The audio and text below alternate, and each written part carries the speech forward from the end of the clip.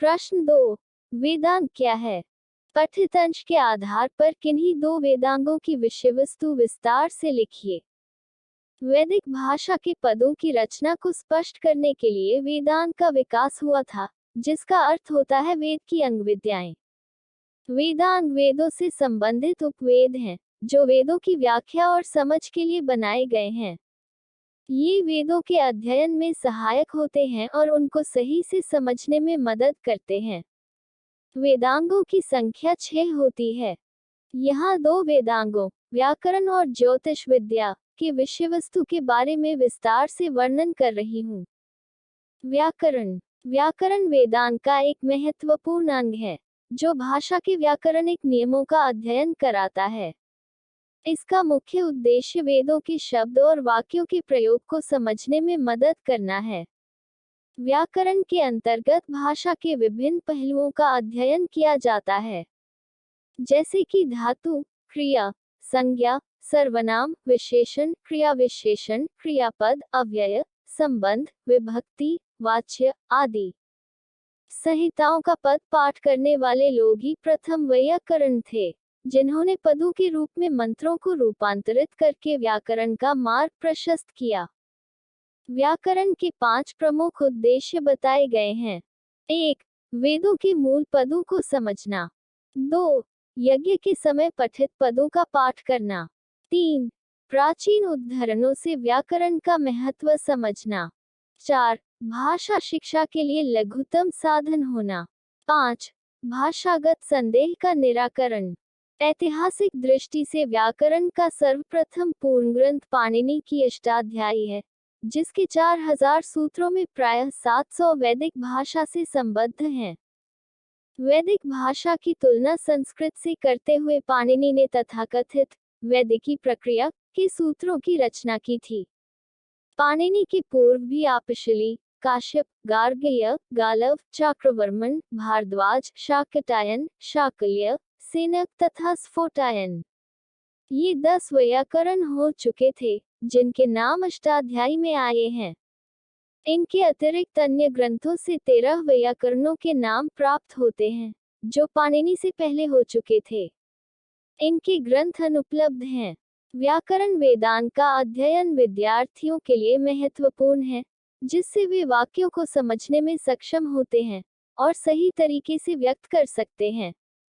व्याकरण के अध्ययन से भाषा का सुधार होता है, जो सामाजिक जीवन जीने में महत्वपूर्ण भूमिका अदा करते हैं। ज्योतिष विद्या। ज्योतिष वेदांग का एक और महत्वपूर्ण अंग है, जिसका अर्थ होता है आकाशगंगा विज्ञान या ज्योति की विद्या।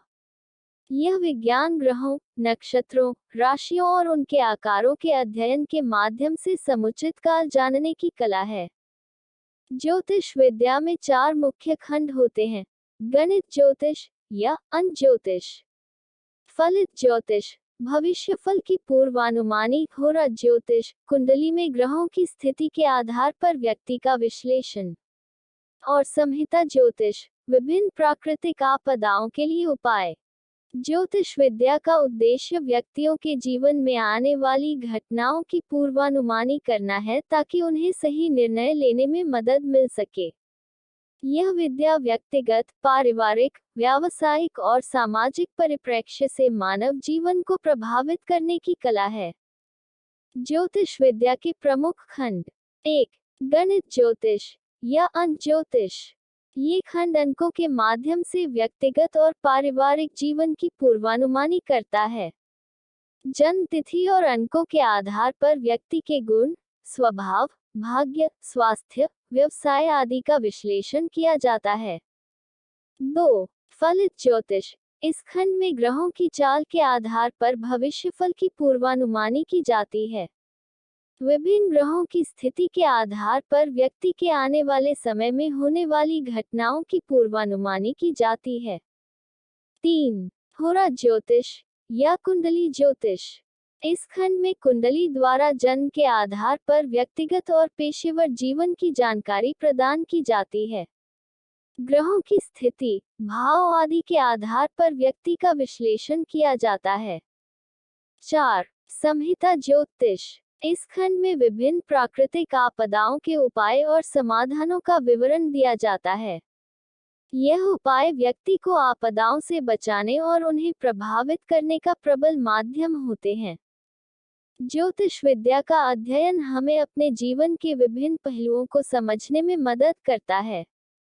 यह विद्या भविष्य की संभावित घटनाओं के बारे में जानकारी प्रदान करने का प्रयास करती है, जिससे हम अपने निर्णयों को सोच समझकर ले सकें।